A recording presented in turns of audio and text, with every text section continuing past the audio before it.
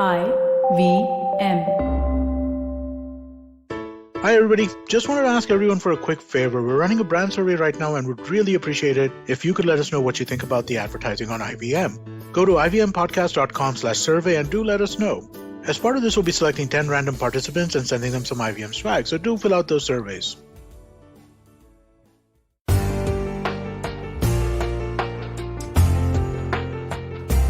Hi and welcome to Know Your Kanoon. This is Amar from E24 Ventures, and we are back with another interesting episode of Know Your Kanoon with a very, very amazing personality, rather, I would say. We have Keshav sir today with us, who is, I would say, a legend in himself, as I would use the term, the amount of experience he has, which is stretching over 3 decades as a media and a communications professional. He's worked with one of the biggest institutions, I would say, which includes Dainik Bhaskar and the Trans World International, UTV, and much more. Sir has also worked with state governments, has been prominent in publications. Sir, I leave your introduction to yourself because I think 3 decades cannot be covered in 5 seconds by a lawyer, with especially for a person with your stature. So I'd love like you to introduce yourself and do justice and honors to your intro. Thank you, Amber. And it's a pleasure and an honor to be at your show. The thing is, you have hit the nail on the head by saying that I have 3 decades of experience, and that's about it. That's about it. But I have been in media. I am a traveler by choice, and I'm a photographer by training. So all this just comes through. And I am interested in climate change. So while remaining in media, I have been covering climate change since 1992, which was the Earth Conference, and till up to this place, 2015, when we signed Paris Accord. So that's the journey. And I think you encompassed it beautifully. Sir, absolutely. And that's why I just stopped there by saying 3 decades, and I don't need to present your bio, and people can just find all the wonderful details about you and just your experience. Sir, let's talk. Today's episode is strictly about your journey with environment and the politics around climate change, which we have been seeing. I mean, India, again, we don't stand much on climate change because I think as a developing nation, whether it's Brazil, India, or any other South American country, I don't even consider Middle East as developing anymore. But if we look at our counterparts, we've really lagged behind, but somewhere caught up. But then again, there is a huge disconnect. And as a lawyer, I have a very different viewpoint to this. But maybe you, as one of the policy guys, and you've traveled much, you've seen, you'll be able to add to that. So, what to begin with? What do you feel about the environmental laws? I will come to climate and policies differently, but let's start with India domestically first, as a hemisphere for climate change and the environment laws that are around it. I, as a lawyer with very limited knowledge, but I know the Environment Protection Act and I know some of the minor things, but I really haven't seen a paradigm shift in our environmental laws. They are just made towards the end of something when we are literally about to lose that particular part of important environment. So, what would be your take on that, sir? Your experience? So let's begin from the beginning. Yes, sir. Indian Constitution, the fundamental duties, they say that it's the duty of every citizen to save environment, water resources, forest, seas, and everything around them. The natural resources have to be saved by every citizen. Right, sir. I think that is the part G of it. Part G of it, sir. So in the beginning, the founding fathers had a grand vision. There's no doubt about that. And India, incidentally, is the first nation in the world which started talking about population explosion in 1951 itself. Right, if sir. you see Nehru's speeches in Parliament, they say that population explosion will be a burden in the long run. They also formulated a population policy. Right, they sir. could not implement it. They could not make it a law because they knew India was still young and India had its own great social issues, and you cannot force these social issues through a law, and a brutish law at that. So they said, okay, let's try a very lenient approach towards people. But lenient approach, they knew it will explode into a they'll have to go through the grind of that circle. They'll have to climb that hump and then they'll come down, and it's a long haul. They knew about it. India, again, is one of the early birds which when the world was talking about environment from 1972 onwards in Stockholm Conference, which is called Stockholm Conference, where Indira Gandhi was one of those rare national heads that they went there and they said that we need to balance our development with our environmental concerns. And in that year, India also made forest conservation law. Right, sir. So from then on, we have been updating the laws. Laws are becoming stringent. They are filling all the gaps. So there are two ways of looking at it. India has law for everything. Like we made a law on plastic waste. Correct, sir. Then we upgraded that plastic waste law. Yes. Hmm. Yes.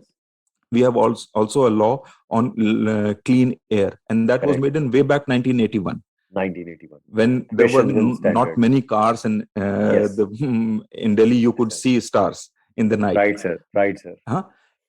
Our problem is implementation and the interpretation of it. And some of the best minds are employed by corporate to break the law rather than uphold it. So, so there is where we stand. No, sir, exactly. Now, on this point, now I'll come to the politics side of it. Not India. Let's talk about India as a global player. Now, you have seen Delhi transform, and I'll talk Delhi and then I'll talk Bombay, and now Bangalore and other metros because they are now in the same league of pollution, minus the geographical locations. Delhi had a bad time from 1990s until 2000, where your eyes would literally burn due to emissions that were happening because it was throbbing, it was developing.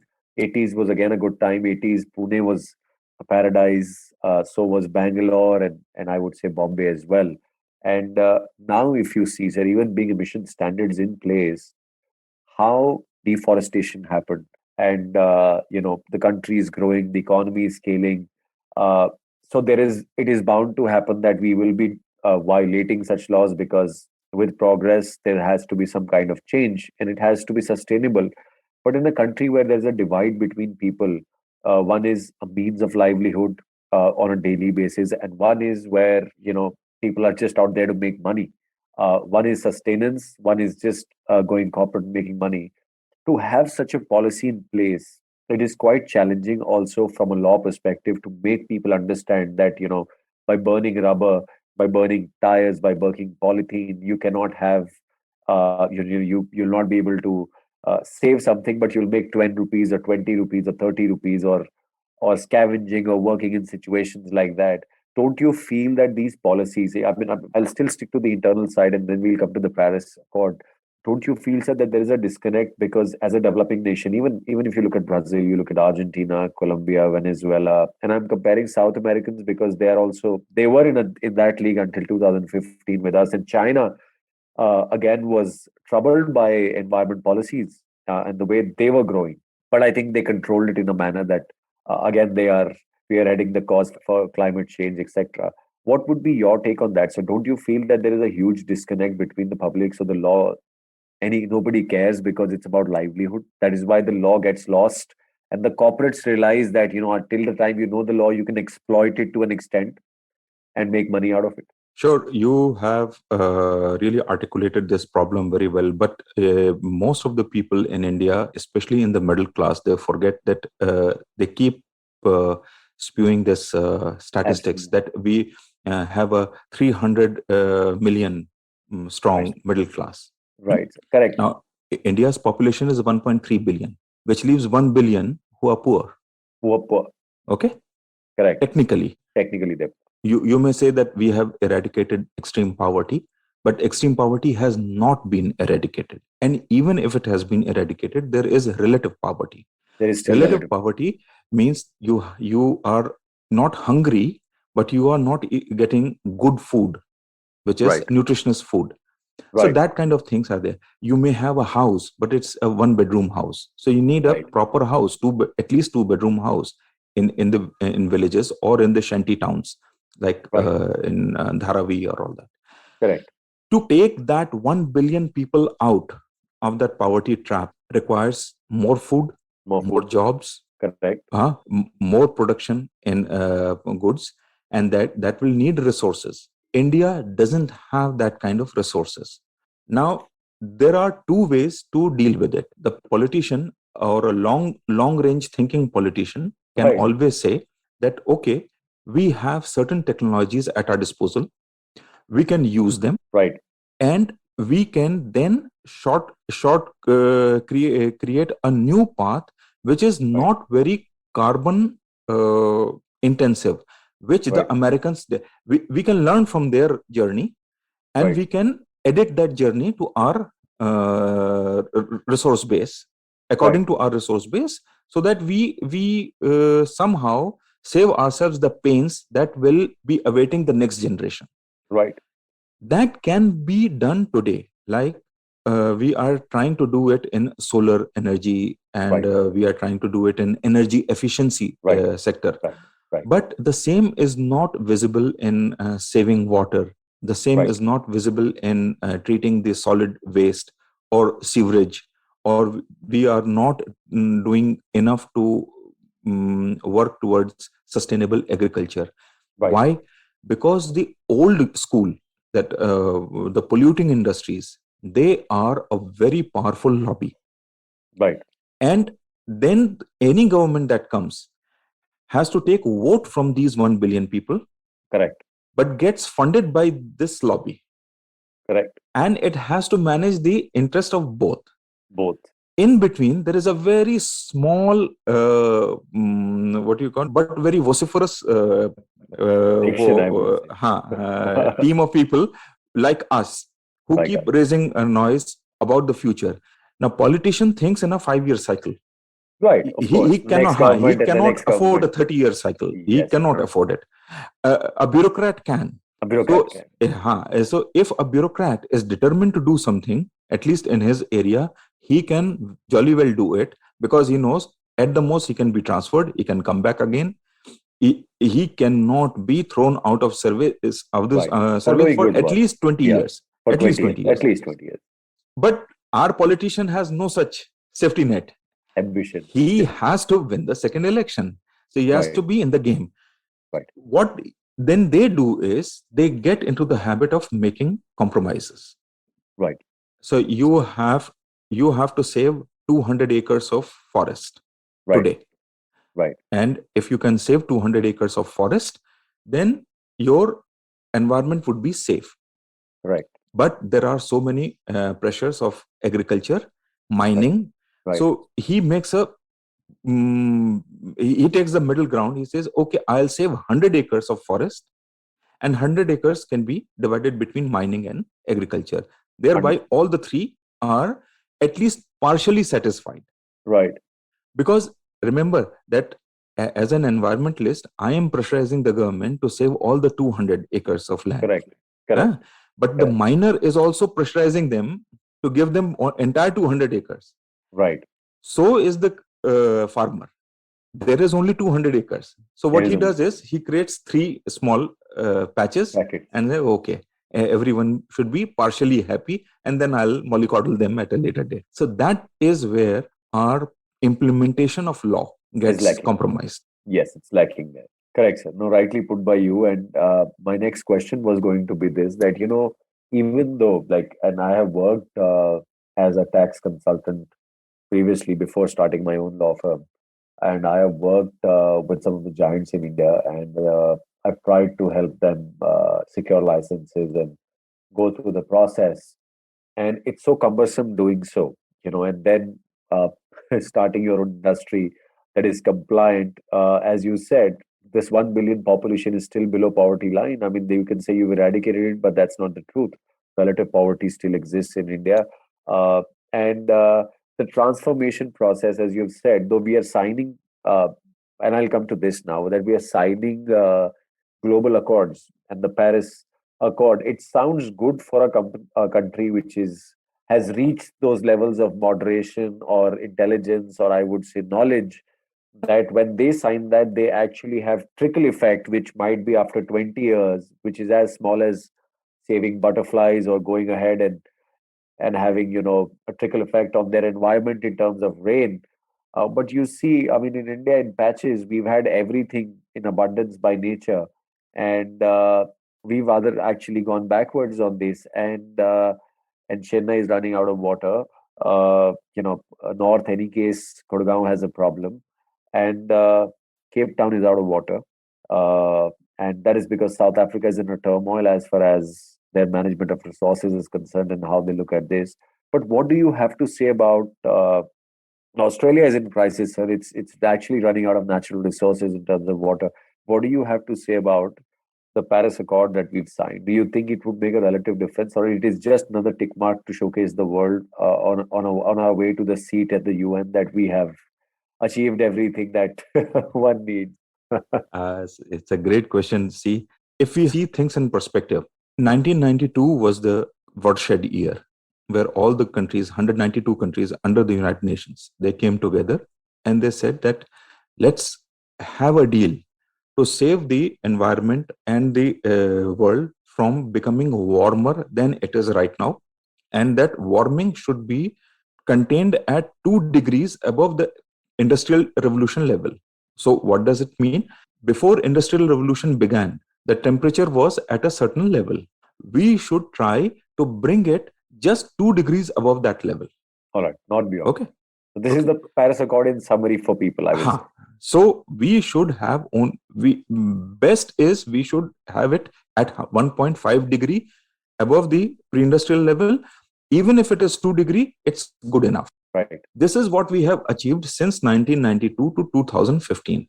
So it took 23 years for 192 nations to talk and finally come to an agreement.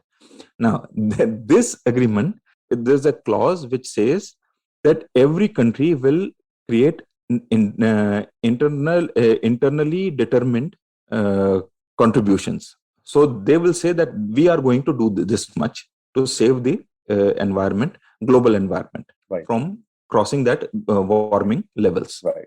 So India went ahead and India said that we will have 30% of our electricity from renewable energy. We will also try and save environment. We will also put new forests and green cover.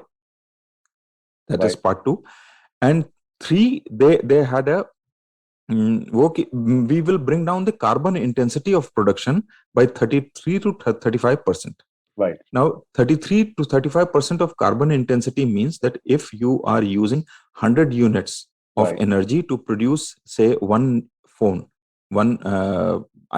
then by 2030, you would try to bring it down to 67 units. So your energy consumption may keep on increasing, but the intensity of production, intensity of energy use will keep coming down. Within that framework, we made this promise. We will do that.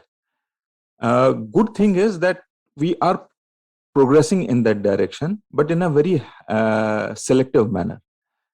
So there is a lot of money that is involved in solar energy.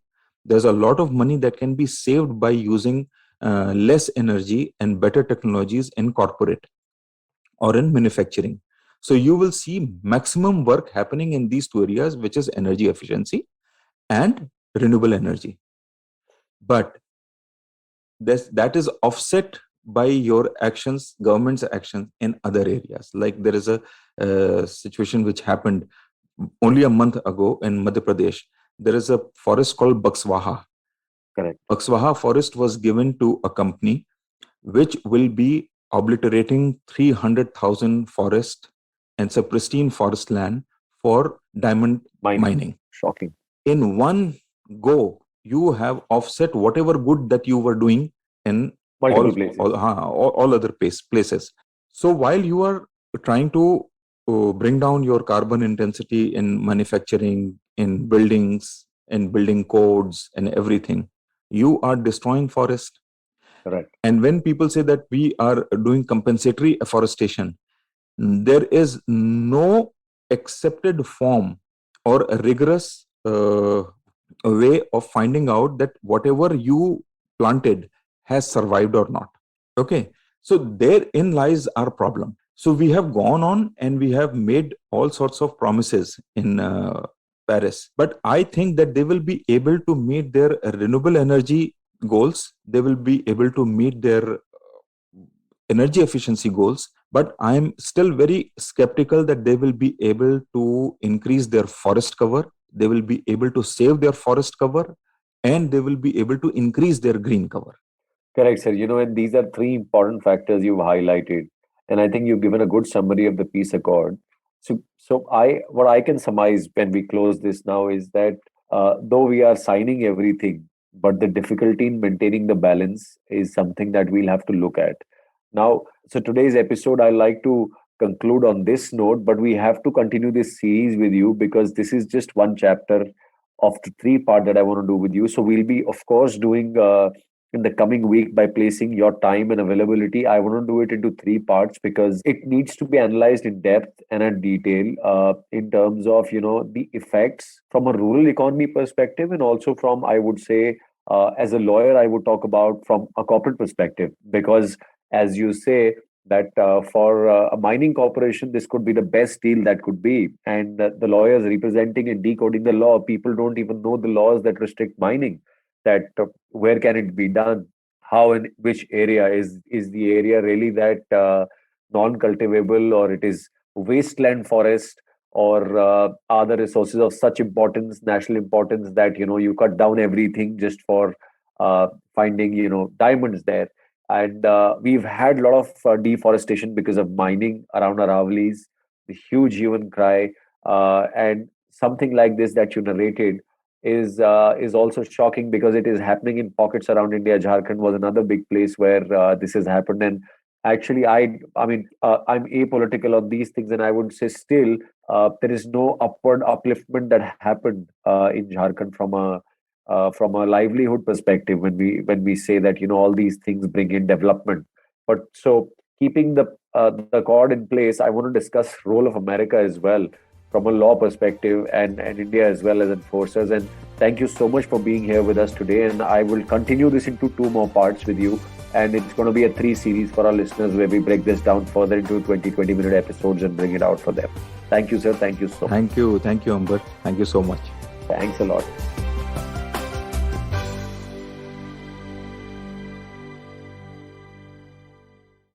Hey, it's been another great week on the IVM Podcast Network. On a show about crypto, Rohan Joshi talks to blockchain lawyer Varun Sethi, who busts myths about the illegality of crypto in India. On our new show, The Longest Constitution, hosted by Priya Mirza, we look at what it actually has to say about things we come across in our daily lives. In our first episode, we touch upon adultery laws and why they treat men and women differently. Bollywood's ace producer Madhu Mantana opens up to Sid about Indian cinema's biggest project Ramayan on Candid Kanoon.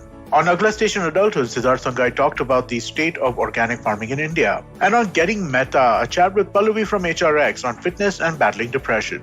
Do follow us on social media. We're IVM Podcast on Twitter, Facebook, Instagram, and LinkedIn. And remember, if you're enjoying this show or any other show for that matter, please do tell a friend. That's really helpful for us. And finally, we'd like to thank the sponsors on the network this week, Siet Cred, Bank of Baroda, Intuit India, and CoinSwitch Kuber. We really do appreciate the support. If you're a cricket fan, check out Edges and Sledges, India's favorite cricket podcast. The podcast focuses on Indian cricket, the IPL, and has a ton of banter both on and off the field. We talk about the week's biggest cricket stories with current and ex-international cricketers, coaches, or sometimes just between us. And it's hosted by me, DJ. Me, Varun. And me, Ashwin. New episodes release every week. You can catch us on the IVM Podcast's website, app, or wherever you get your podcasts from. Check out the Edges and Sledges Cricket Podcast.